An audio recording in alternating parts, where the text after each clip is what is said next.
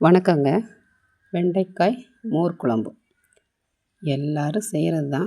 நீங்கள் என்னங்க ஸ்பெஷலாக செஞ்சிட போகிறீங்க அப்படின்னு கேட்குறீங்களா? ஆனால் இது ஒரு 5 நிமிஷம் தாங்க ஆச்சு இந்த குழம்பு பண்ணுறதுக்கு.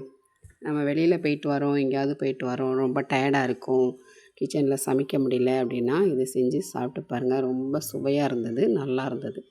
சரி வாங்க, எப்படின்னா ரொம்ப ஈஸியாக சுலபமாக எப்படின்னா, வீட்டில் மோர் இருந்தால் போதுங்க. புளிக்காத மோராக இருக்கணும்.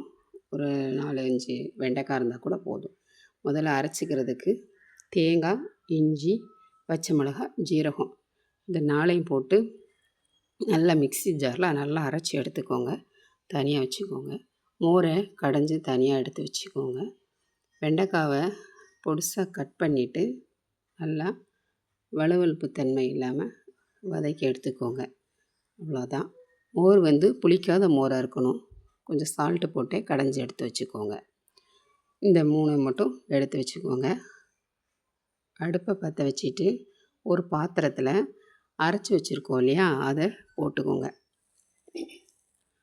அதில் கொஞ்சோண்டு சால்ட்டும், ஏன்னா ஏற்கனவே மோரில் கொஞ்சம் சால்ட்டு போட்டிருக்கீங்க, அதனால் இந்த குழம்புல கொஞ்சோண்டு சால்ட்டு, குழம்புக்கு தேவையான அளவு சால்ட்டு போட்டுக்கோங்க.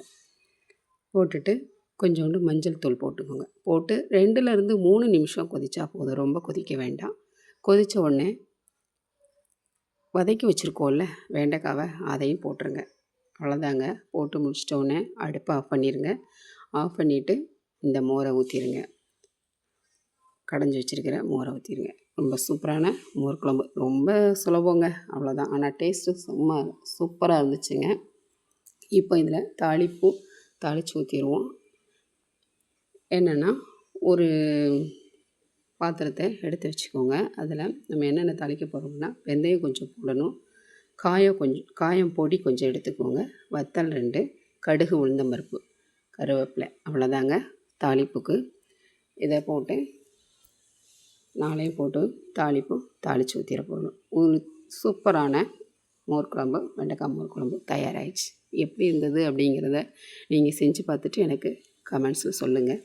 நம்மளுடைய சேனலை சப்ஸ்கிரைப் பண்ணுங்கள். உங்கள் ஃப்ரெண்ட்ஸ் எல்லாருக்கும் ஷேர் பண்ணி விடுங்க. ஏதாவது குறைகள் இருந்ததுன்னா கமெண்ட் பாக்ஸில் சொல்லுங்கள் ஃப்ரெண்ட். எந்த பிரச்சனையுமே நம்ம யோசிச்சுக்கிட்டே இருந்தால் தான் அது பிரச்சனையாகவே தெரியும். இதுவும் கடந்து போகும் அப்படிங்கிற ஒரு எண்ணத்தோட எல்லாத்தையும் கடந்து போயிடுவோம். வாழ்க்கையில் அது ரொம்பவே நல்லாயிருக்கும். சரியா ஃப்ரெண்ட்ஸ்? சரி, பார்ப்போம். இன்னொரு வீடியோவில் மீண்டும் சந்திப்போம். வணக்கம். நன்றி.